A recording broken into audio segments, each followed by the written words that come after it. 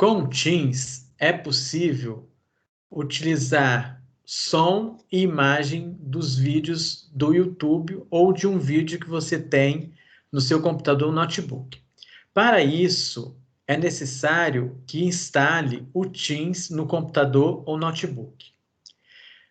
Então, nós iremos clicar em compartilhamento e clicar em incluir áudio do sistema e optar por uma janela ou área de trabalho. Eu vou optar por área de trabalho.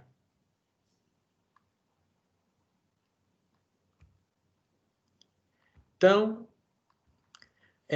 ao clicar em compartilhamento, vai aparecer uma página parecida com esta, onde nós temos incluir áudio do sistema e também área de trabalho.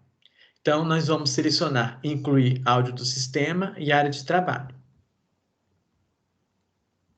Observem que esta opção, ela há a possibilidade do aluno poder, além de visualizar. O Espírito Santo é um dos estados de maior destaque econômico no cenário nacional. Com forte desenvolvimento, surgem inúmeras possibilidades de crescimento profissional em diversos setores que exigem profissionais qualificados e instituições de ensino superior diferenciadas. A Fundação São João Batista foi criada em 1956 e, ao longo de sua existência, conquistou. Há possibilidade também, no Teams, de mostrar efeitos na tela de fundo. Então, nós iremos clicar nesses 3 pontos, mostrar efeitos de tela de fundo. Então, aqui nós temos algumas opções de planos de fundo. Iremos selecionar uma.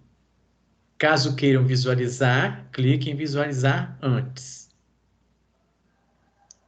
E aplicar e ativar o vídeo.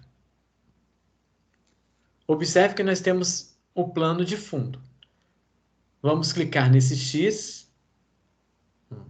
Caso queira retirar este plano de fundo, nós iremos nos 3 pontos, mostrar efeitos de tela de fundo, selecionar nenhuma, aplicar.